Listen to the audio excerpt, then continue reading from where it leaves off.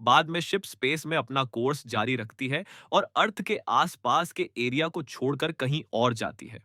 वह नया बंदा बस खिड़कियों से चिपका रहता है और सारे सेलेस्टियल बॉडीज को घूरता है, क्योंकि यह उसकी लाइफ में पहली बार है कि वह उन्हें इतने करीब से देख रहा है। वह खुद से सोचता है कि यह सच में आसमान लगता है और वह उसे झूठ नहीं बोल रहे थे।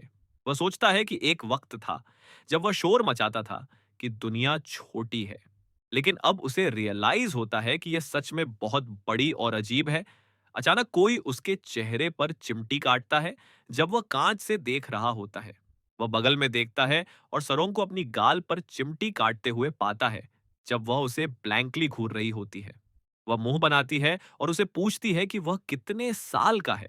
वह उसे याद दिलाती है कि हाइबरनेशन में बिताए साल काउंट नहीं होते।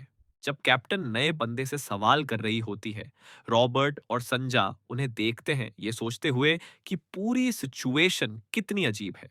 वह जल्द ही एक बिल्डिंग के पास पहुंचते हैं जो प्लेयर्डीज में एक एस्ट्रॉइड में बनी हुई लगती है। प्लेयर्डीज मिल्की वे में स्टार्स का एक क्लस्टर है। वो बिल्डिंग एस्ट्रॉइड स्पेस टैवन है जहां स्पेस में रहने वाले लोग चिल करने के लिए आते हैं। टैवन के अंदर वाइल्ड क्रेन नाम का एक इन है जहां लोग नीचे ड्रिंक्स और खाना खा रहे होते हैं। एक टेबल पर संजा हॉरर में देखती है जब वह कुछ ऐसा देखती है जो उसे हैरान कर देता है। नया बंदा बस उसे सीधे देखता है। ये सोचता है कि इसमें क्या बड़ी बात है। वह अनइमेजिनेबल साइट अब साफ है, क्योंकि वह आदमी एक बार में 6 हॉट डॉग्स अपने मुंह में डालता है और हॉट डॉग्स का एक और पहाड़ उसके सामने है। रॉबर्ट संजा से विस्पर में पूछता है कि एक इंसान इतना कैसे खा सकता है, और संजा कहती है कि वह पिछले 2000 साल से भूखा है। रॉबर्ट और भी चिंतित हो जाता है और पूछता है कि क्या वह अपनी भूख मिटाने के लिए 2000 साल का खाना खा जाएगा। और संजा कहती है कि उसके खाने का तरीका देखकर ऐसा ही लगता है। कुछ देर बाद वह सारी प्लेट्स साफ कर देता है और बंटी हंटर्स को घूरता है, शायद ये एक्सपेक्ट करते हुए कि वह एक और ऑर्डर देंगे। उसी दौरान वाइल्ड क्रेन इन का मालिक वंग द 18वीं सरोंग से बात करता है और उसकी रिक्वेस्ट से इंट्रिग्ड होता है। वह कंफर्म करने के लिए पूछता है कि क्या वह सच में एक ब्रोकर ढूंढ रही है। सरोंग अफर्म करती है और कहती है कि उसे कोई अमीर और टफ इंसान चाहिए, क्योंकि जो चीज उसके पास बेचने के लिए है वो एक्सट्रीमली एक्सपेंसिव और वैल्यूएबल है। वो मजाक में पूछता है कि वह चीज कितनी एक्सपेंसिव होनी चाहिए कि लेड बैक रहने वाली ब्लेजिंग डेविल इतनी फ्रेंटिक हो गई है। सरंग उससे पूछती है कि 2000 साल पुरानी मार्शल आर्ट्स मैन्युस्क्रिप्ट्स के फुल कलेक्शन की कितनी कीमत होगी अगर वह सारे ओरिजिनल्स और एस रैंक हो।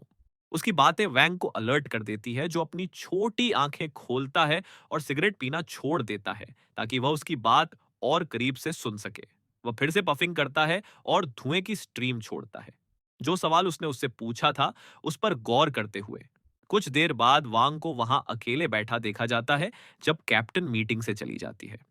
पास खड़ा एक गार्ड वांग से पूछता है कि क्या जो उसने कहा वह सच हो सकता है। गार्ड आगे कहता है कि 2000 साल पुराने एस रैंक ओरिजिनल्स तो इनक्रेडिबली वैल्यूएबल होने चाहिए। वैंग बस अपनी सिगरेट पीता रहता है और उसे कहता है कि मैन्युस्क्रिप्ट्स की कीमत 0 क्रेडिट्स है। गार्ड फिर से पूछता है कि क्या उसने सही सुना, क्योंकि उसे यकीन है कि ऐसे मैन्युस्क्रिप्ट्स की कीमत फॉर्च्यून जितनी हो सकती है। इनकीपर खुद को रिपीट करता है और उसे कहता है कि मैन्युस्क्रिप्ट्स की कीमत 0 क्रेडिट है। वह समझाता है कि अगर ऐसी चीजें एग्जिस्ट करती तो सिर्फ एक किताब से ही एक प्लेनेट और उससे ज्यादा खरीदा जा सकता था। वह हैरान होता है कि एक मिड टियर बंटी हंटर जैसे ब्लेजिंग डेविल कैसे क्लेम कर सकती है कि उसने उन सबको ढूंढ लिया है, जिसका मतलब है कि वह फिक्स होंगे। वो गार्ड को कहता है कि अपने ख्यालों से बाहर निकले और उनको बाहर निकाल दे। उसी दौरान सरोंग टेबल पर वापस आती है और पूछती है कि संजा अचानक कहां चली गई है। रॉबर्ट उसे बताता है कि वह कुछ और सप्लाई लेने गई है और पूछता है कि उसकी इनकीपर से बात कैसी रही। सरोंग की आंखें चमक उठती हैं और वह कहती है कि उनकी बात अच्छी रही। वह यहां तक कहती है कि वोंग ने उनसे प्रॉमिस किया है कि जब उसे कोई खरीदने वाला मिलेगा तो वह तुरंत उनसे कांटेक्ट करेगा। उसकी अटेंशन जल्द ही उनके सामने किसी चीज पर जाती है। उनके सामने नया बंदा एक बेंच पर रिलैक्स कर रहा है और एक दर्जन से ज्यादा खाली प्लेट्स उसके सामने पड़ी है। ऐसा लगता है कि उसने सारा खाना खा लिया होगा। कैप्टन रॉबर्ट से पूछती है कि यह पॉसिबल नहीं है कि उसने इतना सारा खाना खा लिया और होप करती है कि उसकी आंखें उसे धोखा दे रही हैं। रॉबर्ट बस उसे कहता है कि वो खुशकिस्मत है कि उसने खाना बंद कर दिया है। कैप्टन घबराहट और पछतावे में अपना सर पकड़ती है और रॉबर्ट से कहती है कि अगर यह उन पैसों के लिए नहीं होता जो वह इससे कमा सकते हैं, तो वह कुछ और करती। जब वह बात कर रही होती है, टैवन का दरवाजा टूटकर खुल जाता है। उसकी आवाज से टैवन में सबकी अटेंशन जाती है, जो ये देखने के लिए पीछे मुड़कर देखते हैं कि उनके मेहमान कौन है। कुछ आदमी मैचिंग अटायर में टैवन में आते हैं और वह ट्रबल जैसे लगते हैं। सरंग उनकी प्रेजेंस से अलर्ट हो जाती है, क्योंकि लगता है कि वह उन्हें पहचानती है।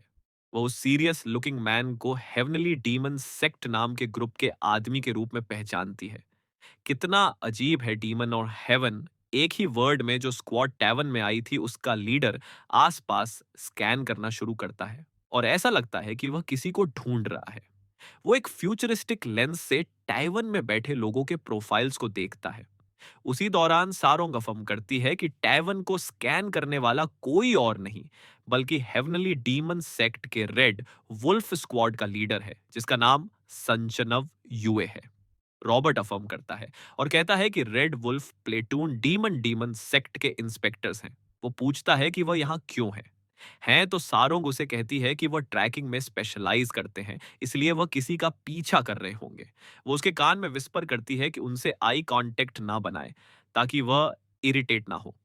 नया बंदा उनकी बातें सुनता है और उनसे पूछता है कि क्या उन्होंने अभी डीमन सेक्ट का जिक्र किया। सारोंग उसकी तरफ मुड़ती है, ये सोचकर कि वह सेक्ट में क्यों इंटरेस्टेड है। नया बंदा, जिसके मुंह पर अभी भी हॉट डॉग्स के टुकड़े लगे हुए हैं, उनसे पूछता है कि क्या उनका मतलब हेवनली डीमन सेक्ट से है, और ऐसा लगता है कि वह उन्हें पहचानता है। कैप्टन उससे पूछती है कि वह हेवनली डीमन सेक्ट को कैसे जानता है, जबकि वह हजारों सालों से सोया हुआ था।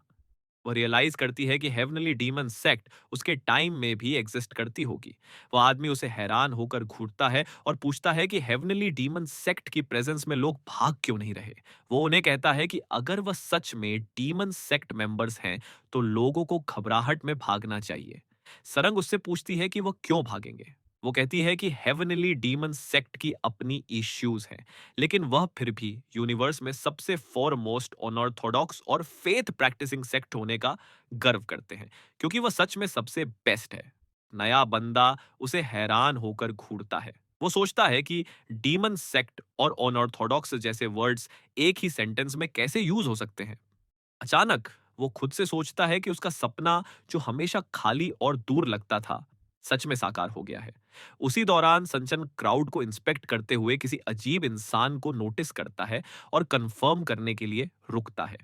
उसके पास बैठा एक कपल पीछे मुड़कर देखता है, ये सोचकर कि वह उन्हें क्यों देख रहा है।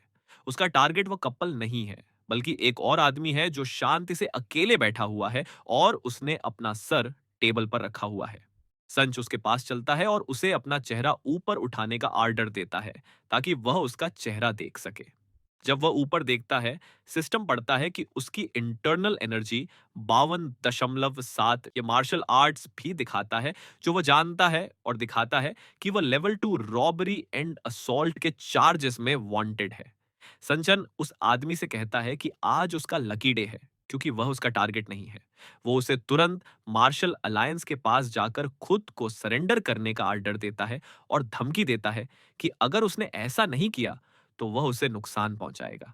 संचन अपनी बात बीच में ही रोक देता है और उसकी आंखें बड़ी हो जाती हैं जब उसे कुछ अजीब महसूस होता है।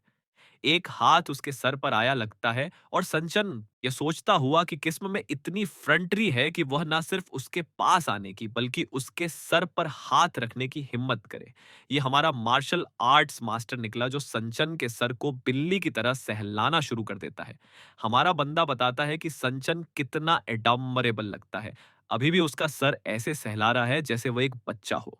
मार्शल आर्ट्स मास्टर संचन को बताता है कि उसका सीमिंगली इम्पॉसिबल ड्रीम सच हो गया है। इसी दौरान टैवन में लोग फ्रीज हो जाते हैं और उसे घूरने लगते हैं, क्योंकि उन्होंने कभी किसी को डीमन सेक्ट के मेंबर के पास आने की भी हिम्मत करते हुए नहीं देखा था। कुछ और लोग जो ताश खेल रहे थे, वो खेलना बंद कर देते हैं, ये रियलाइज करते हुए कि ऐसी एनकाउंटर से सिर्फ ट्रबल ही आ सकती है। मार्शल आर्ट्स मास्टर उन्हें बताता है कि उन्होंने उसके सपने को सच कर दिखाया है। उन्हें यंग वंस कहता हुआ वह हेवनली डीमन सेक्ट की तारीफ करना शुरू कर देता है और कहता है कि उन्होंने ये अचीव किया, ये एडमरेबल है। वो संचन के सर को और भी गले लगाता है। उसे उन तकलीफों के लिए तसल्ली देते हुए जो उन यंग वंस ने इतनी ऊंची पोजीशन अचीव करने के लिए झेली होंगी। यहां तक कि वह आदमी जिसे संचन धमकी दे रहा था, वह भी मार्शल आर्ट्स मास्टर को चुपचाप घूरता रहता है, यह सोचता हुआ कि क्या हो रहा है। जब वह संचन के सर को गले लगाता रहता है, संचन 1 इंच भी नहीं हिलता और पूछता है कि क्या वह नया बंदा इंटेलिजेंस इश्यूज वाला बच्चा है। रॉबर्ट संचन को शांत करने की कोशिश करता है और उसे बताता है कि उनका दोस्त टेक्निकली मेंटली अनस्टेबल नहीं है, बस उसमें कोई सोशल स्किल्स नहीं है। संचन मार्शल मास्टर को चाइल्ड कहता है और उसे कहता है कि उसे यह जान लेना चाहिए कि यह उसका भी लकी डे है और उसके सर से अपने हाथ हटाने की कोशिश करता है। वो उसे कहता है कि अगर उसने उसकी बॉडी से थोड़ी सी भी मार्शल आर्ट महसूस की होती तो वह उसके टुकड़े टुकड़े कर देता।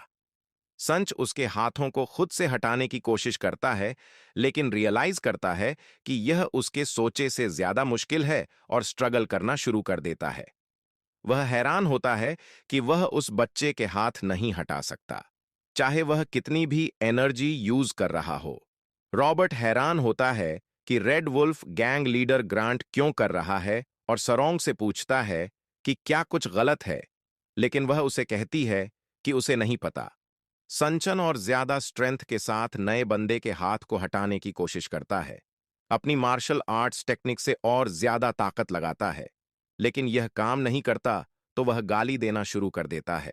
संचन अपने इंटरनल एनर्जी ड्राइव का यूज करने का फैसला करता है तो सिस्टम ब्लड वुल्फ 8 नाम की चीज को मैक्सिमम ड्राइव रेट पर एक्टिवेट करता है।